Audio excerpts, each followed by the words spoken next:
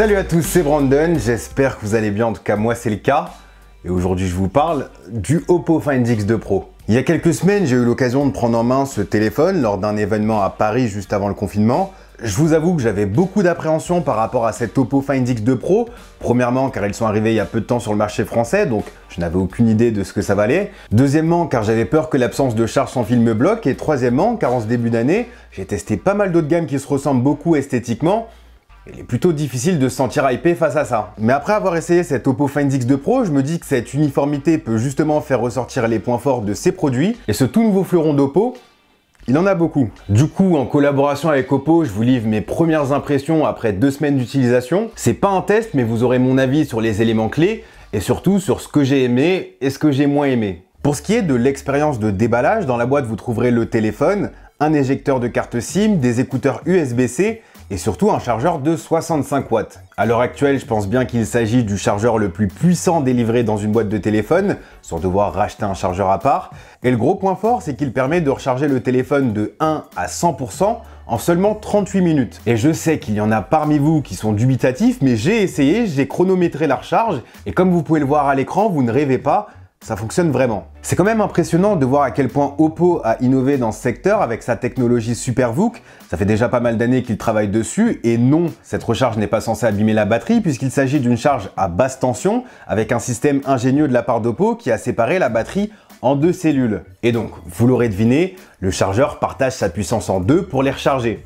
C'est plutôt bien vu. Ça fonctionne super bien, de mon côté j'ai remarqué aucun problème de chauffe et puis surtout ça permet de repenser sa manière de recharger son téléphone. Plutôt que recharger mon téléphone toute la nuit, en fait je le recharge soit un petit peu avant de me coucher pour avoir assez de batterie pour le réveil ou soit le matin pour avoir assez de jus pour toute la journée. 38 minutes pour passer de 1 à 100%, je sais pas si on se rend compte mais c'est vraiment peu de temps. Et quand bien même pour les gens qui ont vraiment pas beaucoup de temps, qui veulent juste recharger très rapidement, j'ai pu récupérer 40% en 10 minutes et 70% en 20 minutes. Donc gros point positif par rapport à d'autres concurrents. Bravo Oppo. Pour ce qui est de la fiche technique, c'est de l'ultra haut de gamme. Snapdragon 865, 12 Go de RAM et 512 Go de stockage UFS 3.0, une batterie de 4260 mAh. Il n'y a pas de charge sans fil, c'est un petit peu dommage à ce prix-là. Il est compatible 5G et on peut mettre 2 SIM.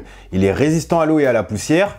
Et puis surtout, il a un grand écran de 6,7 pouces, Quad HD+ AMOLED avec un taux de rafraîchissement à 120 Hz. Oppo l'appelle Ultra Vision Screen. Je sais pas pourquoi tout le monde veut donner un nom marketing à tout, mais en tout cas dans les faits, c'est un très bel écran. Ultra Vision, j'imagine que c'est parce qu'il y a très peu de bordure autour de l'écran, que la définition est très élevée et que les côtés sont incurvés. Effectivement, c'est un écran très immersif. Avec cette grande taille et ses atouts, vous allez adorer regarder du contenu dessus. Les couleurs sont très jolies, l'écran est compatible HDR10+, il est très bien calibré et surtout il est super lumineux, ce qui sera pratique lorsque vous voudrez utiliser votre Oppo Find X2 Pro dehors en plein soleil. Contrairement à certains smartphones, on peut utiliser la définition maximale Quad HD+, et le 120 Hz en même temps, donc on peut profiter de l'immense fluidité qu'apportent les 120 Hz dans la navigation et les animations comparées aux écrans de smartphones classiques en 60 Hz. On peut profiter des contenus compatibles 1440p sur notre écran et en plus, on n'est pas obligé de laisser notre écran H24 en Quad HD+, puisque Oppo propose d'alterner entre le Full HD et le Quad HD selon le contenu affiché pour économiser un petit peu de batterie. Pour ma part, c'est ce mode que j'ai choisi, j'ai réussi à faire mes journées super facilement et en général, je rechargeais tous les 2 jours pendant 38 minutes. Donc 120 Hz, Quad HD+, et bonne opti logiciel, on peut avoir une bonne autonomie. Après, les bordures incurvées, c'est pas quelque chose qui me dérange particulièrement. J'ai utilisé des Galaxy S pendant plusieurs années, donc j'ai l'habitude. Évidemment, à choisir, je prendrai un écran plat, notamment à cause des touches accidentelles avec la paume de la main de temps en temps. Mais pour ma part, j'en ai pas plus que ça, donc vraiment, ça me dérange pas. Par contre, le capteur d'empreinte caché sous l'écran fonctionne super bien et il est très réactif, donc bon point. Parlons un peu de la surcouche maintenant, parce que c'était quand même ma plus grosse appréhension, la surcouche logicielle. Pour moi, l'interface utilisateur, c'est quand même le point majeur dans l'expérience utilisateur. Et pour le coup, j'avais tort, puisque la surcouche, elle est plutôt cool. L'Oppo Find X2 Pro tourne sous ColorOS 7.1, basé sur Android 10. Et au final, c'est pas si éloigné de ce qu'on peut voir sur Android habituellement. On retrouve un tiroir d'applications, chose que certains smartphones Android ne peuvent pas dire. Il y a un thème sombre, un mode utilisation à une main, difficilement accessible certes, et c'est dommage quand même, ça tue un peu le point, mais il est là. On peut lancer Google Assistant avec le bouton d'alimentation, et le mode multi-fenêtre est le meilleur que j'ai vu sur Android.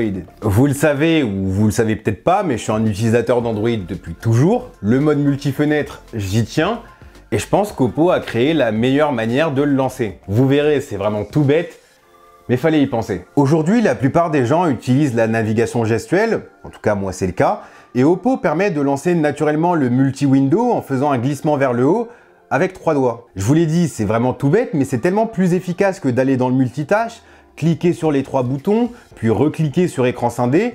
Là, il y a juste un glissement à faire de manière naturelle, et on est bon pour lancer une vidéo YouTube sur la partie haute de l'écran et naviguer sur Twitter sur la partie basse, par exemple. En plus, l'écran de cet Oppo Find X2 Pro est très grand, donc c'est vraiment parfait pour le multi-window. Et puis, la deuxième manière de lancer le multi-fenêtre, c'est à travers un dock qu'on retrouve sur la droite, sur la petite barre à droite. Et dedans, on peut y mettre ses applications favorites pour y avoir accès rapidement. Et puis surtout, lancer rapidement des applications en split screen en les sélectionnant et en les déposant sur la partie basse de l'écran. Je sais pas pour vous, mais moi, j'adore cette fonctionnalité.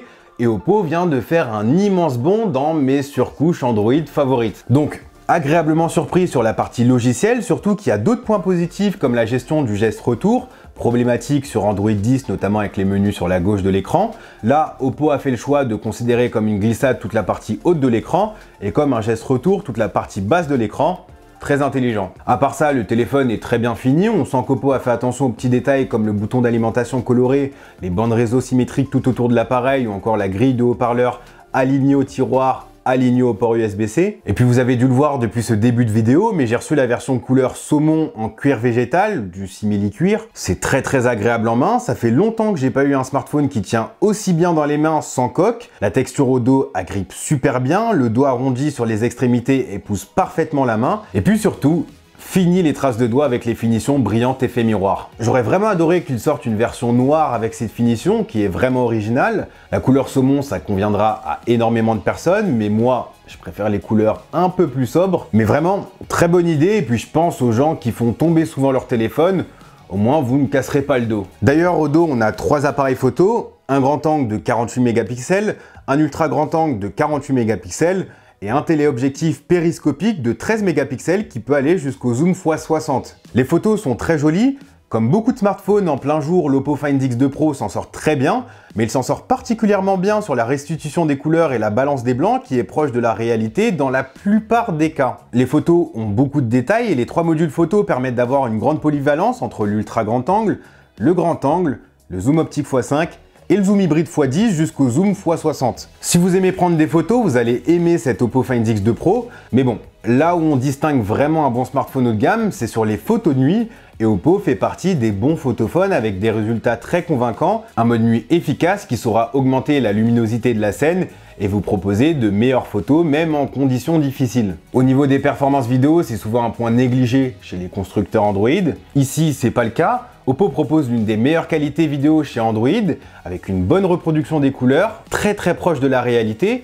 Et pour le coup, je suis assez surpris par le rendu, quelle que soit la focale utilisée. J'ai pour habitude de tomber sur des téléphones qui boostent la saturation au maximum pour faire ressortir les couleurs plus jolies qu'elles ne le sont en réalité. Là, c'est pas le cas du tout et je suis très satisfait du résultat. Jusqu'au zoom x10, on peut avoir des vidéos vraiment cool avec assez de détails pour distinguer ce qu'on souhaite filmer. On le voit avec le bourdon dans les fleurs. Pourtant, j'étais vraiment loin comme vous pouvez le voir dans cette vidéo.